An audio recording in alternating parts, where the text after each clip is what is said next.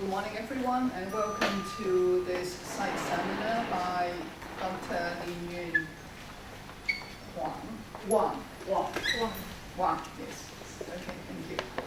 So Dr. Wang just joined us very recently in site as our site, one of our site postdoctoral fellows. She received her PhD from Leiden University in the Netherlands, and her research was very much on looking at blended learning and how one of the factors that affects students' engagement in blended learning situations, which is, I think, a very important issue because blended learning is all around us.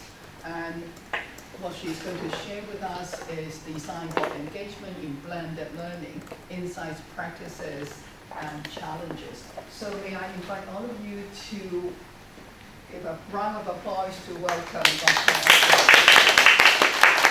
Okay. So thank you, Nancy, for inviting me to give this seminar, and also thank you for your introduction and facilitation. And also I would like to thank you, that all my audience and colleagues, for joining the session.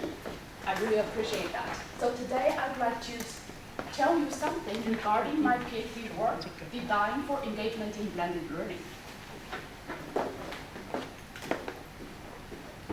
So during this seminar, I would like to cover the 4 studies that I have conducted within my PhD project.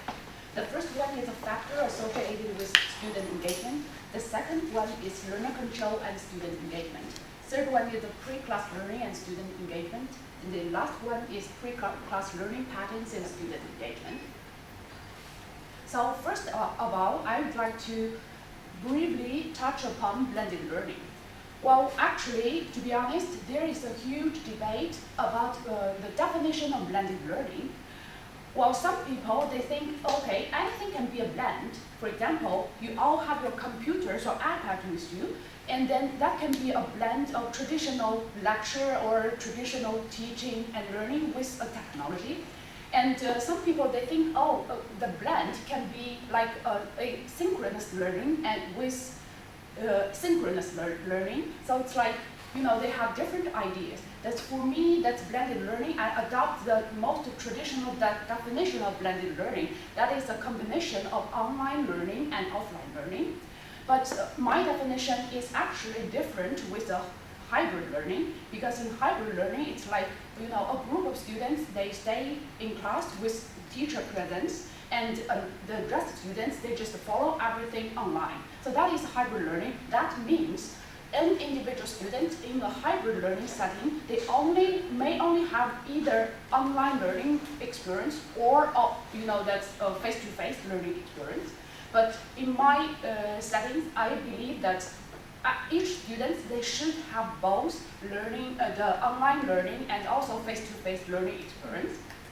So while I would say that blended learning is very prevalent in higher education, there are a lot of benefits because people believe that by adopting blended learning, they can actually get the benefits from both sides. Like, you know, that for example, you can have the social interaction because, for example, in the fully online learning, you may lose the opportunity to interact with your peers and teachers. You know, it's just like, I mean, in person, it will brings a lot of problems. Like students, they may feel very isolated. That will have an influence on their teaching, on their learning. Well, another thing is like they can also enjoy the flexibility of online learning. Like they can, you know, do their preparation before they go to classroom anywhere, anytime they want. But there is something very interesting, and higher student engagement is, you know, that's widely mentioned by a lot of, you know, authors and researchers. They believe if we adopt the format of blended learning in their teaching, it's like, oh, that's the students, they expect students to show higher engagement. And they believe probably this is a good way to better prepare their students before they go to the classroom. But actually, that I interviewed some teachers, that's quite interesting. A lot of them, they mentioned, oh no, you know what, my students, they're not engaged. So that is a big problem. So we adopt blended learning because we want to, get the benefits of higher engagement, but in practice, the teachers and also the students suffered from lower engagement. So that makes me wonder, what is the reason behind that? So I would like to start with a scenario. For example, that you have already designed a course very well. You prepare students some learning materials, and you assign them like assignment, and also you ask them to watch the video clips and maybe do a quiz. But in the end, when you enter the classroom, you notice something. Well, the students, most of them, they didn't do the reading, and they didn't watch maybe the others, they didn't watch a quiz, and they didn't speak up during the class. And the whole team was, that's the people in your teaching group, they were very frustrated. So all these problems that makes a lot of teachers, they're like, oh no, I will never use blended learning. Like after pandemic, I will just directly go back to the classroom and make everything, face to face. So that was actually something real. That when I interviewed the teacher and she mentioned something like, let us just go back to our traditional way of, teaching, not blended anymore. So to understand the question, I first conducted a literature review to see which factors are associated with student engagement. After reviewing 65 articles, and we find 4 factors which are associated with student engagement. The first one is the individual factor. That is who the student is, their motivation, their prior knowledge, their self-regulation skills, and these things are all very important with their engagement. And a second one is instructional factors, more than how the teachers design and teach. For example, how they design a learning task and the structure of the whole course. And interactional factors. Interactional factors is basically how the students interact with their peers, teachers, and also technology, all these platforms. And also the physical environmental factors. And it's like, okay, in which physical environment the students learn and that interact with others. So that's this part I only focus on the physical one. And after the reviewing, I have some highlights. The first of all, the individual factor and instructional factor were the most identified or investigated factors. And most articles investigated the traditional 3 dimensions of student engagement, that is behavioral, emotional, and cognitive. And also there are quite a lot of articles, they only focus on the overall engagement. They didn't take a look at the different dimensions of engagement. And agentic and social engagement have rarely been studied. Just only 2 articles out of the 65 articles. One investigated agentic and another is regarding social engagement. And the third one is a factor affecting student out-of-class engagement and on-campus engagement are distinct.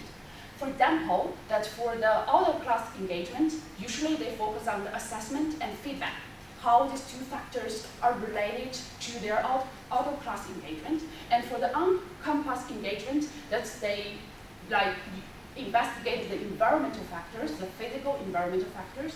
But I have to say that articles on the on-campus engagement, that's more like in-class engagement, is very rare. And there is also something I would really like to mention regarding to the out-of-class engagement, because I truly believe that, of course, nowadays there are a lot of tools are available for us to capture the students' learning online. But I believe that there are quite a lot of learning which cannot be captured by these online tools. A lot of learning occurs offline. For example, I downloaded a PDF file that's literature, and I read it and I printed it out and I read it every day. These kind of activities just, you cannot capture by all these digital tools. So, but all the articles that I found that I included in my review study, they all use the online data, the digital traces, something like to measure student out-of-class engagement, which I believe it cannot, comprehensively reflect the student out-of-class engagement, because a lot of learning actually occur offline.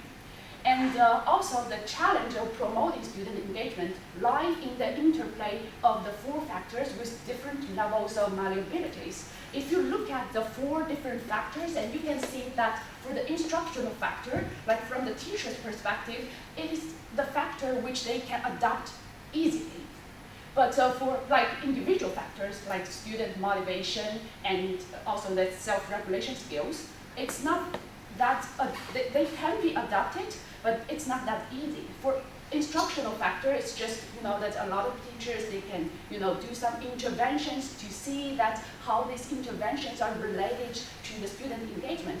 But keep in mind that this kind of instructional design interventions will be, highly influenced by all the rest factors, like for example, the student factors. That's just keep in mind, when you design a blended course, of course, it would be great that you do all this, you change your instructional designs, but keep in mind that might be highly influenced by the rest factors. So, well, I have to be very honest with you that all the findings I find, it's like the findings are very scattered. It's like there's no single factor that I identified is, that's consistently associated with student engagement across all these different studies.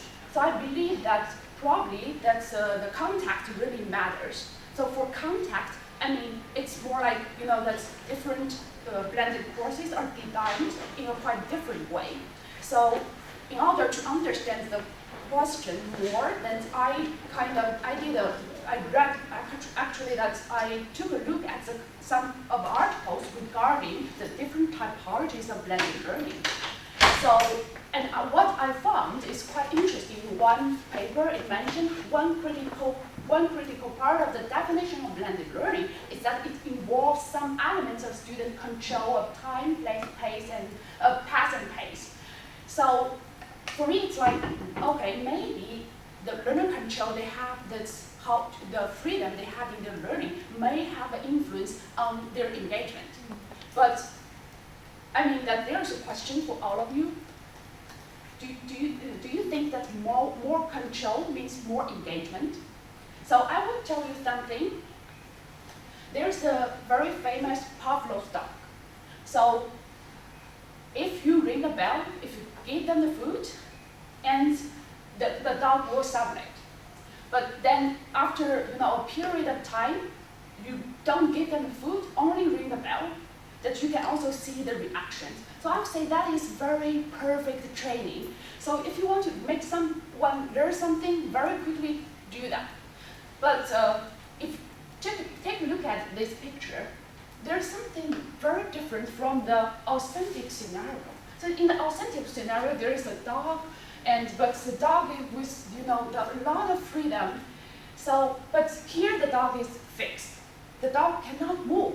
So that's something in the lab is totally different with something actually in the authentic classroom. So for now, that's actually in the classroom. You can just go if you feel, oh, I'm not very interested. So that is the freedom you have in the authentic setting. And my colleague, and he actually did something in a lab. So in the lab, that there's 2 settings. So one is the control setting, and one is the experiment setting. And in the experiment setting, the students have the freedom to decide their learning pace. So, and then in the that's control setting, the experimenter controlled everything. So the participants, they didn't really have the freedom. And in the end, they got something like self-pacing resulting in a better report performance, or at least as good report performance as the best of the fixed presentation rate conditions. So, well, that's interesting. That's also what we usually think. But the problem is, when you go to a lab, just like the dog, you have to finish the assignment. You have no choice. Otherwise, you can't get the credits or, that's kind of gift they promised you. But what will happen in a real, authentic classroom? So, in my study, that I focused not on the, the pace, but more on the content. Whether the students feel they have the freedom to just skip over the task. And also that we chose to focus on the perceived learner control because we believe that there are actually two types of learner control identified, researched in previous studies. The objective is more like, that in experimental setting, and you have, this group that you have more control and this group you don't. So that's very objective. But we believe that people or students, they may perceive that even they are assigned to the same level of learner control, they may perceive the different levels of learner control. So we choose to use the perceived learner control, and all our, all the surveys were actually focused on the activity level, because we also believe that maybe their perceived learner control vary across different activities. So what we found that is the activity which were included in this European law course. And the problem is, that in this course, it's a second grade bachelor course. And so in Leiden University, there is a policy, if you are not a freshman anymore, so you have a lot of freedom, you don't need to go to the classroom, you have the freedom to just, to attend your finals or midterms. If you get a pass, that is a pass. So they actually have a lot of freedom in the, syllabus. The teachers only mentioned you are highly recommended to do something, not like you are required to do something. So in all these activities, I have to say, although they're highly recommended by they were highly recommended by the teachers, but that is not mandatory. Well, you can't see it, it's okay. But what we found is, like, in general, the learner control in different activities are not, is not related to their engagement. So, but there are two exceptions. That one is in literature. The student perceived learner control is highly related to their behavioral and cognitive engagement in reading literature, but negatively. So that means the more freedom you have in reading literature, and the less engagement you will be, the less engaged the student will be. So it's the same case for in the lecture, but only for the behavior engagement.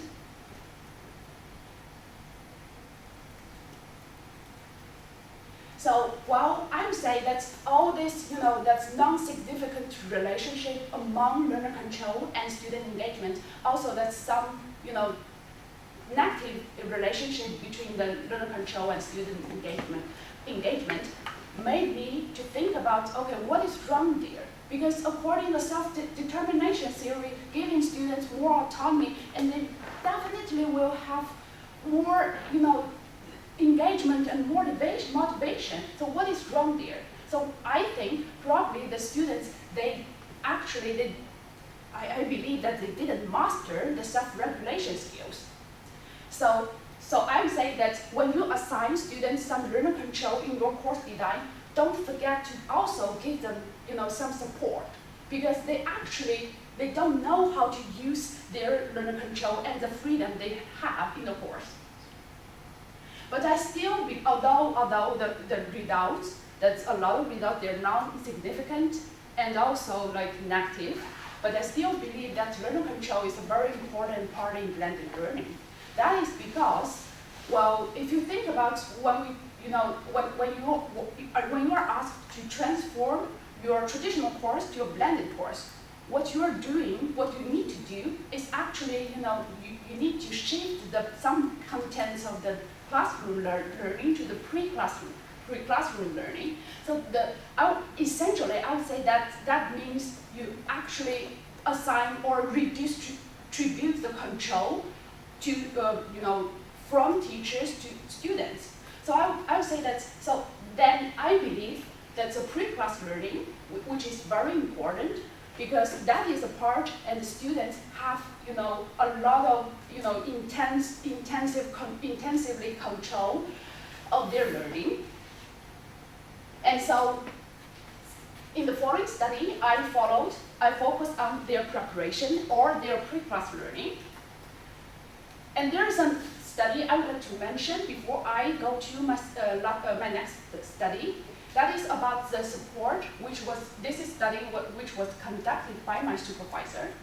So he conducted an experimental study, and in this study there are two groups, and one group received a more generic, non-personalized remediation advice, and another group actually they received some feedback based on the learning analytics, that's the dashboard. So it's more personalized feedback. But what makes me feel it's a very interesting study is like they kind of find the students show the strong preference for offline remediation activities above online remediation activities. So for example, reviewing their written notes is actually the main remediation activity. So after reviewing the study and after conducting all this, the project together with my supervisor, I feel like learning is beyond online. Offline also matters, which I also found in my literature review. I believe that's missed something. So this is the two courses that that's actually my targeted course, and I recruited participants from the two courses. They're the first year students in international studies at the Humanity Department of Leiden University. And there are two types of course, and one is academic reading and writing, and another is social linguistics. As you can see that both courses, they have a huge part of preparation part. They have to read, for example, in the academic reading and writing, they have to read literature, they have to watch clips, and also there is assignment. And for social linguistics, a little bit different. They use a lecture and also literature as the student's preparation. So in the academic reading, we didn't put them together. Although the participants, they're the same group of students, but I believe that the two courses, they're kind of different. For academic reading and writing, it's more like this kind of skill-based course, and for the other course, this is more like the theme-based course. So for the academic reading and writing, we first measured their preparation level. It's quite interesting for me to see that a lot of students actually they use the literature reading as a preparation instead of video watching, which I thought it might be the video watching because people like more interactive components. But the fact is, like, they read literature, they read literature the most. And I also interviewed the 20 students across the whole semester, like in total 6 times. So they mentioned some reasons for that. And for example, they mentioned the reason why the participation level in the literature reading is very high because it's a whole program. They also use the literature in other courses. So that is not a surprise anymore because anyway they have to do the literature reading. And for the assignment, and you can see that assignment is only at a moderate level. And the reason for that is that the students that after completing the assignment, they never received any feedback, personalized or the feedback from the teachers. So that is a problem. So they were like, after 2 or 3 weeks, the students, they told me, oh, I don't think I need to do that. I have a lot of things to do, and the assignment is not graded. And also, we couldn't receive any feedback from the teachers. Why bother doing that? So the third one is that a lot of students they mentioned the overlap between the video content, literature, and tutorials. So that when they entered the tutorial, they noticed, oh, that is a thing that I have already learned before class, and the teachers didn't make the thing more deep. So for them, that is a problem. So they're like, oh, I don't need to do anything, just join the tutorial. Or if I watch the video during the tutorial, I want to be engaged. So this last one is like, they also complained that all these studies, like the pre-class learning, there is not so much collaborative learning as the preparatory tasks. So that would be a problem for other students because, you know, that to some extent, as a freshman of the university, they lack the self-regulation skills. Probably they need the co-regulated, you know, they need their peers to co-regulate their learning, but they don't really have a lot of collaborative learning as a preparatory tasks.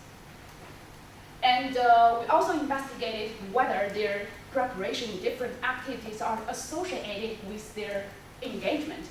And we only found, again, literature reading. If they read more literature, and then they will have higher behavioral engagement, emotional engagement, and cognitive engagement, and social engagement.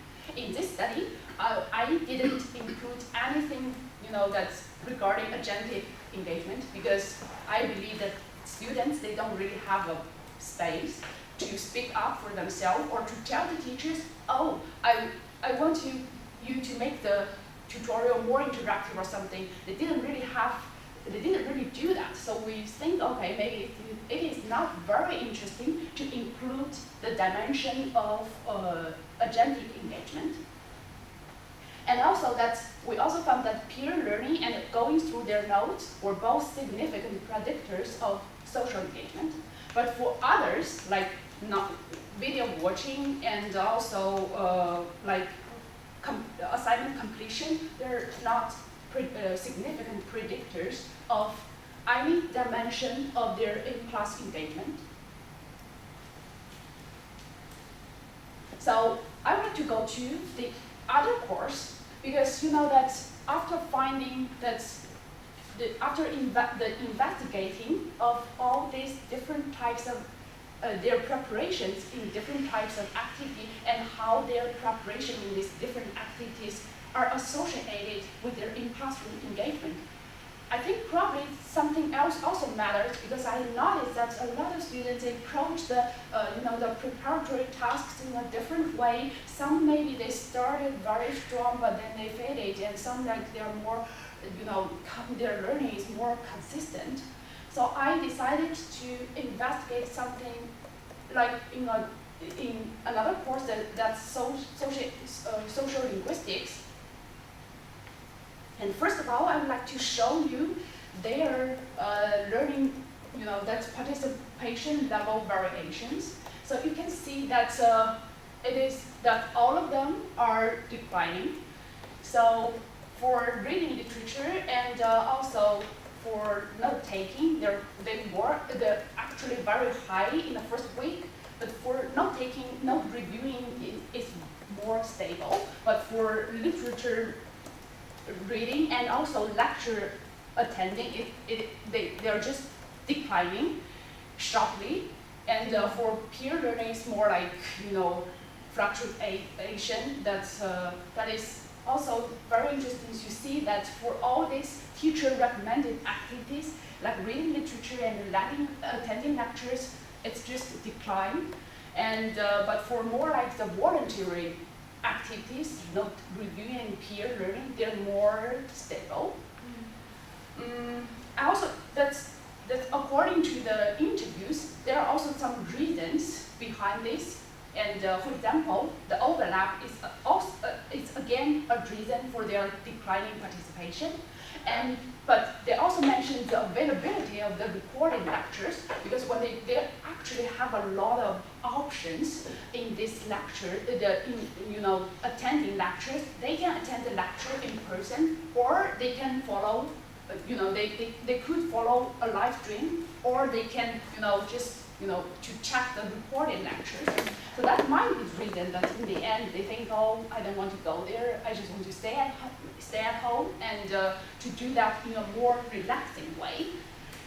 And also the majority of the students, they perceive the course is not difficult, especially like after the midterms, the week 5 and 6.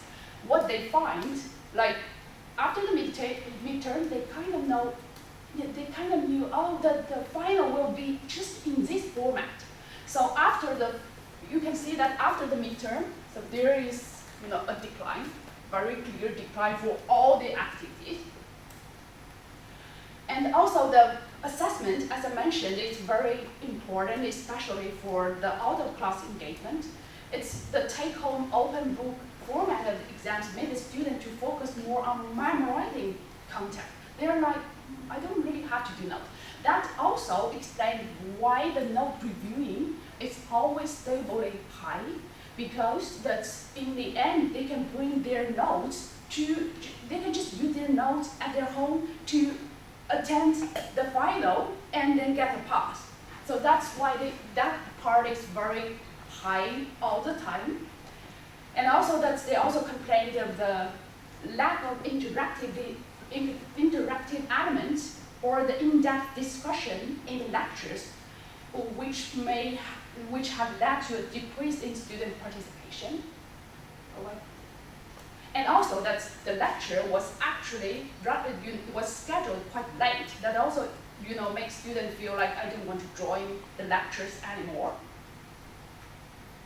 And then after that, after get a overall the overview of their participation across in total that's 12 weeks, and we did a cluster analysis, that's 11 profile analysis, and we think maybe if we have a better understanding of how they approach their learning and to identify their patterns, maybe we can support them to be more engaged. And then we did this Latin profile analysis, and we found that we identified the 3 different profiles. And the first one is the decreasing participation learners, that is the red one. And the second one is initially consistent learners. That is the blue one, that you can see that at first their learning was actually very consistent, and after the midterm, their participation rate declined. And the third one is the delayed consistent learners. So in the end, they're more consistent than in the beginning. So, and we also did something else, but I didn't include this part in my dissertation. And as I mentioned, there are 2 types of pre-class learning activities, and one is the teacher-recommended activities, and one is the students, that's initiated activities. So we find 2 profiles. One is the consistent self-initiator. So in this group, and if you look at the data, you can actually see that although they have quite high, preparatory, task level, it's participation level in week 1 and 2, but it declined very quickly after the first 2 weeks. And but they have a very stable level of preparation in the self-initiated activities. But for the second one is a gradual decliner. So it's like for both that I would say that is a blue one, that they are all declining, but it's more like in a higher level. Everything is that their preparation level is higher than the other group. And then we investigated whether student learning outcomes and engagement vary across these profiles in it. We didn't find any, significant results. That means no matter how they approached all these activities, their engagement level, didn't change. So that is something like, for me it's like I don't really want to see that, because I really want to get a publication and then I hope to see more significant results. But that is the reality. But we found something very interesting. That is because we included self-regulation as covariant, and self-regulation is actually highly related to student engagement. So I would say that pay attention to that. Maybe I am now thinking about nowadays we rely a lot on the online data, And we use some studies and some researchers that also use the online data to actually, to represent their self-regulation learning, self-regulation skills, whether we can do that, whether this data can actually, authentically reflect student learning, because I didn't find any significant relationship.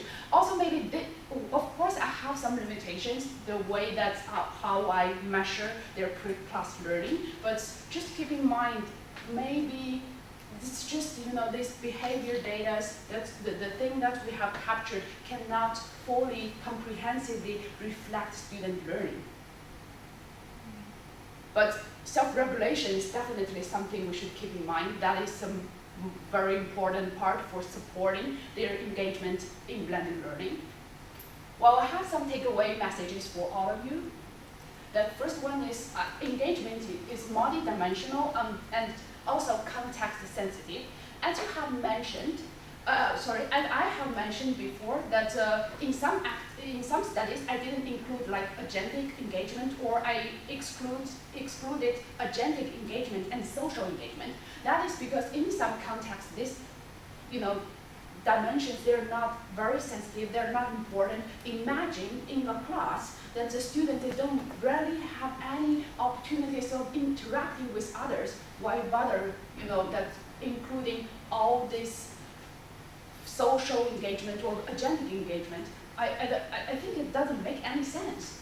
And the second one is measuring student engagement at an activity level helps to understand the complexity of student engagement. I believe that is very important because previous studies, when they measure student engagement, they're more like at a course level. Measuring student engagement at a course level, sometimes I feel like it is not a very reasonable option, because like for me, I believe that for a lot of people, if I ask you, like for our last internal meeting or for the last workshop you have joined, that could you please, that just evaluate your engagement level? It's very hard. So we prefer that to do or to measure their engagement at an activity level, which is just as specific as possible, that can, to large extent reflect their actual engagement in a certain activity. And also, autonomy needs scaffolding. Control without support doesn't guarantee any, that positive engagement, the positive results, learning results like engagement. And we should also support the student self-regulation skills, because that is essential for sustaining student engagement. And designing for engagement means designing the invisible phase of learning. That's just like I mentioned before, the part that occurs offline, which cannot be easily captured by some digital tools. So, well, I believe this is the end of my presentation. Thank you for listening and thank you for joining me. So I have a question for all of you. Which part of my research do you think is worth exploring further? So thank you all. Okay, so this is open discussion time. You can ask any clarification questions or share your thoughts or answering this question. I just want to know about your finding fee profile over the student learning or learning. I just want to know what statistical tool you use, latent transition analysis or other. You mean the software? Or the statistical method. The lesson profile analysis? Is the main is a latent transition analysis for your fee profile or which statistical method to get the result? Well, I'm so sorry that I didn't get your point. Because you classify the learner as fee type, and therefore consistent at the beginning, and then consistent later, and then dedoing. Therefore, I think you use certain statistical method to find the result. I just want to know which statistical method you use. What method? Statistical method. Well, that is latent profile analysis. That is that I use that in R. Well, to be honest, I'm not a statistic person, so I'm not an expert in that part, and I got a lot of help from my supervisors. So that's it. We didn't use the K-means, the K-means the cluster analysis, but we used the latent profile analysis to try to get more results out of that. But I have to be very honest because we have quite a small sample size, so it's really limited a lot of things, and we couldn't get a lot of things out of our data because you know that we have a lot of online data, but we also want to incorporate their offline, the digital data. Then we did that using a logbook. So that's very short questionnaires to ask them whether they have done such things. So in the end, we only have 51 participants. So that is a problem. I couldn't really get more fruitful results of all of that. Yeah, it's a question built on Carter's, and I got your answer as well. So I'm quite interested in how do you measure students' emotional engagement and cognitive and behavior engagement? Are you using Questionnaires. Oh, questionnaires. Very short questionnaires. And for emotional engagement, we ask them whether they're interested in their learning. This is just a very traditional one. Okay. Yeah. Okay. Thank you. In your literature review, you conclude 4 factors with student engagement. I want to know if you follow a theoretical framework or in an in-depth way. Well, it's like, I would say it's like a combination. So we have a framework that is a framework of 4. But we got that framework, by reviewing some previous articles, and we combined the 2 of the articles and to generate a framework. But that was basically the decision among our research group. And for me, I don't really. If I were the only one who was in charge of the project, probably I wouldn't do so. So I prefer to use a framework from one, just in one article, or I just don't use it. But what we have decided is to combine the 2 frameworks from 2 authors. So that for me, that I don't really recommend you do that. Yeah, thanks for your presentations, and I'd like to know more about the equations that you have. There's equations about engagement equal to learner control plus support. I think learner control is quite large for embedded learning when students participate in the online part. What teacher can do is to design the support part, right? So I'm curious about whether you have come up with some categories for the support and how different kind of support relates to the result of engagement. Yeah. Well, that is a very interesting question because, actually I'm doing that right now but I don't really have a lot of time. But I'm trying to do another literature review again with one of my colleagues and to cluster that what kind of support the teachers or instructional design or intervention they use before the students enter the classroom. So I don't have an idea yet, but I believe that maybe after the review I can have some thing to tell you. Yeah, I think this part is quite useful because as a teacher, I would like to know what kind of support I have to do.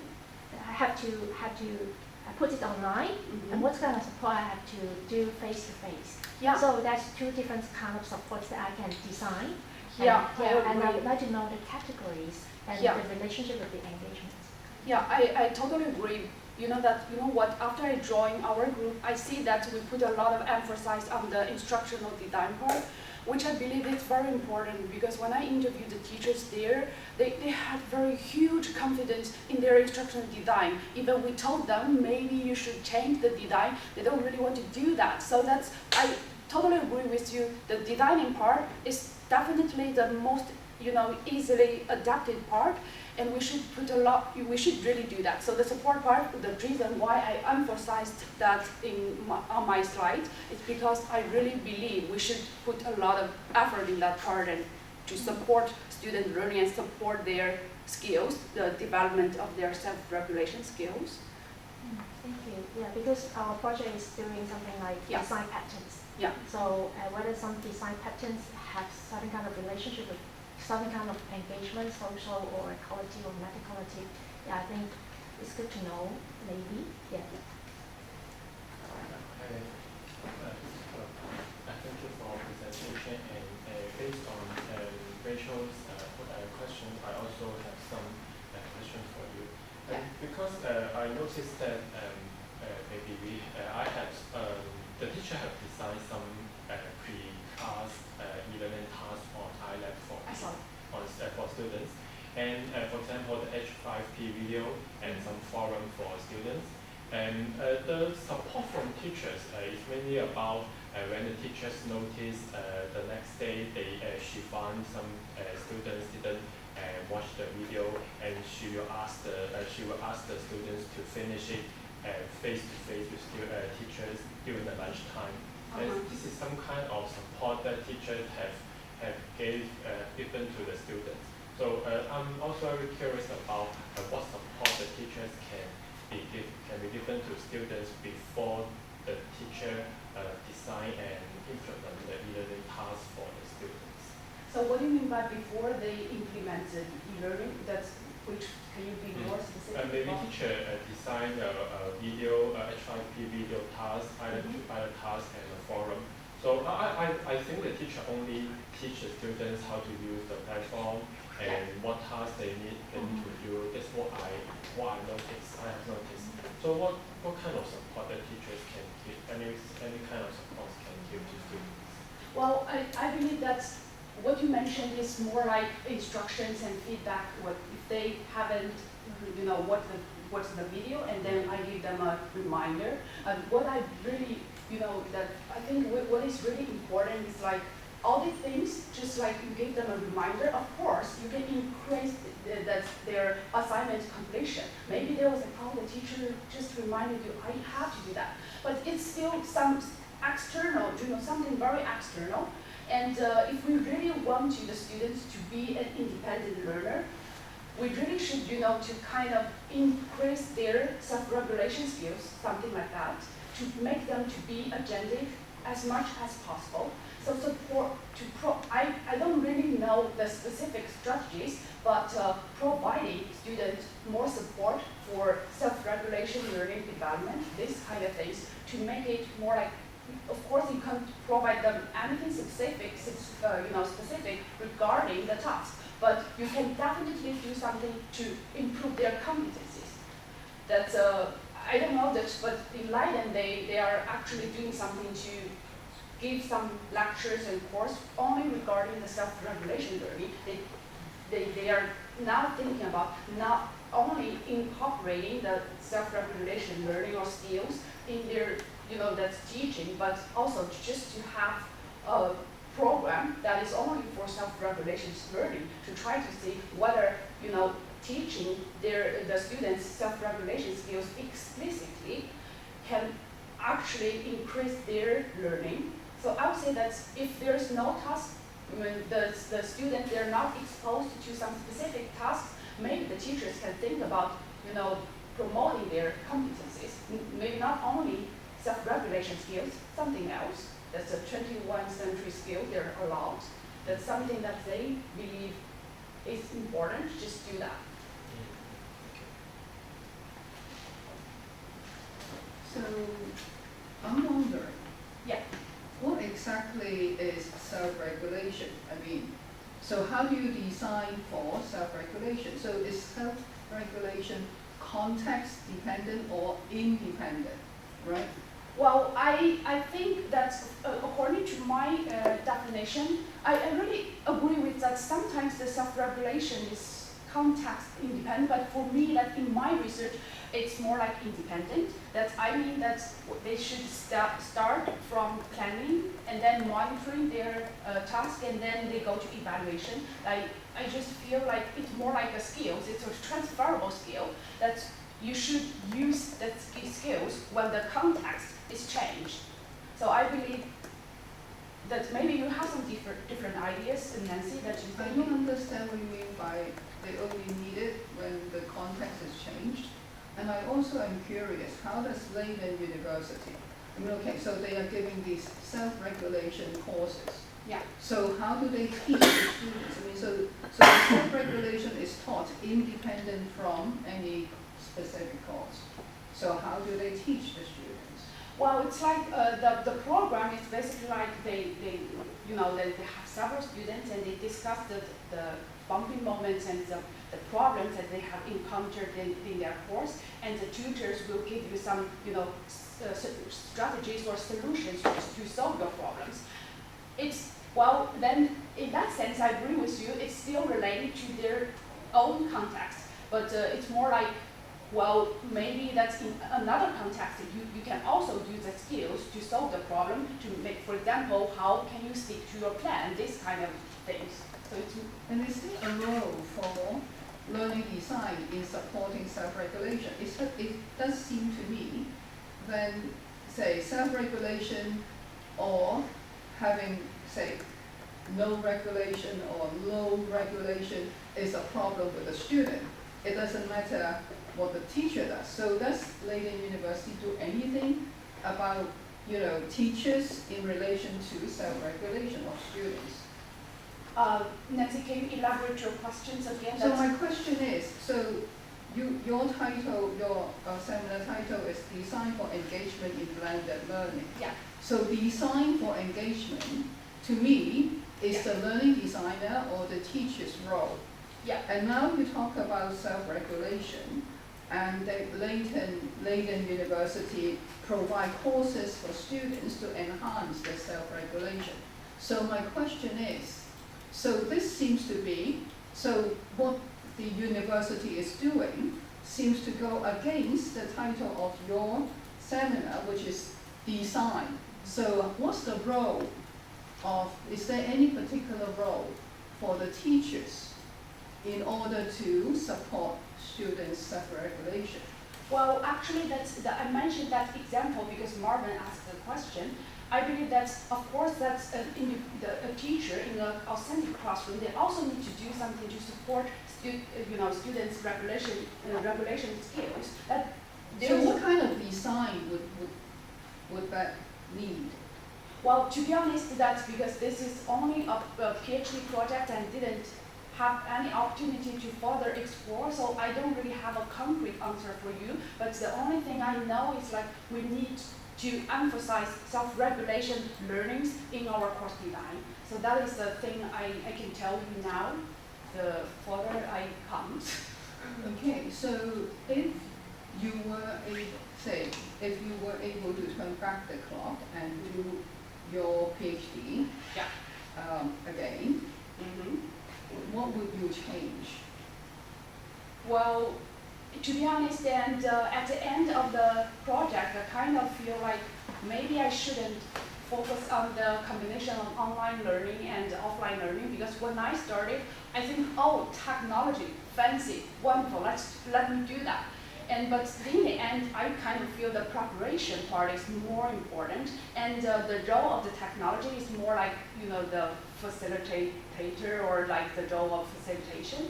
So I would say that if I can go back to like 4.5 years ago, probably that's from the very start, I will change that I will define blended learning a different way. So that will definitely change the whole project dramatically. How? Well, it's like I will definitely focus more on the preparation part, and I want When to you define. say focus more on the preparation part, what does it mean? What would be different? Well, that means that is, for example, that for the literature review, I probably wouldn't, that the inclusion of the articles probably will be different because the definition of the blended learning will be changed. So I would say that if I define the blended learning as like some preparatory task is also that's face-to-face, that's in-class learning or teacher-supported learning. That's, that doesn't necessarily to be the online learning and also the combination of face-to-face learning. It doesn't have to have a lot of technology or online learning involved. So, say, now based on what you're saying, Yeah. is there any difference between what you mean by blended learning from what some people would call flipped learning? Well, yes. For example, the blended learning is broader. I would say that it's broader. It can include a lot of things, but it's just for me that you really ask a very good question, because the studies I have, all this targeted course I included in my PhD project, they happened to be flipped course. So I would say that it's just in a university level, a lot of course they still adopt the flipped format instead of any other format. So because I didn't really say that, I just want to flip it course. No, it happened to be that. So when you say about the prevalent no application, we just mean the online level, or you mean both online and in-class level? Online and in-class. Because you say that the prevalent course have no student engagement, therefore I just want to ask how you say that no student engagement is online level or both online and in-class? It depends on the different studies, and for the second study, it's more like at each activity, that's okay, the level, I've measured their engagement in different activities, and for the third and fourth study, that I measured only their tutorial engagement. So it's not like the whole course level. I just think about when your presentation talking about learning, but all your experiment or setting is just testing the online learning environment. Just we can all of them replace with the online learning, the theory, all of theory or fountain, just in case is very suitable for the online environment, not the issue of learning. Well, that's the reason why I focus on the online part, because the online part is actually that you remove, that's for the face-to-face learning, actually I believe that teachers are familiar with the setting in the classroom, and for the online learning, it's a part of like a new thing. So that's why that I decided to focus more on that part. Of course, that's within my PhD project, one PhD project, we couldn't solve all the problems, so definitely we have a lot of things to do and a long way to go. I found something really interesting is in your presentation you said the take-home open book format for exams made students focusing on memorizing the content because it's open book. And Well, they that's need to memorize. well, yeah, you're right. And also there is GPT. Yeah, well, I didn't know that's how they handle the situation, but I believe that they mentioned something like they have a camera or something. They're only allowed to get access to the exam. They have proctoring. Yeah, Online but proctoring. and also it's an open book. You're right. I have to clarify that part. That is because it's a lot of information. It's a whole book, and they took a lot of notes, and so they have to remember, that if this is a question, I have to navigate. So it's more like navigation. They have to find the information at the right place. So very quickly, because they really have very short time. Yeah. So the camera is on the exam leads or on the screen. I don't know exactly. That's if you want to know that, I can. During the examination. Oh, I don't know. I don't know. Well, actually, there's a lot of online proctoring of examinations developed, particularly during the pandemic. So they control your camera. So that's the proctoring system. So make sure that you don't have people talking to you next to you or whatever. Yeah, and then it is you that is taking the exam. Okay, so if there's no more questions, then thank you very much. Thank you.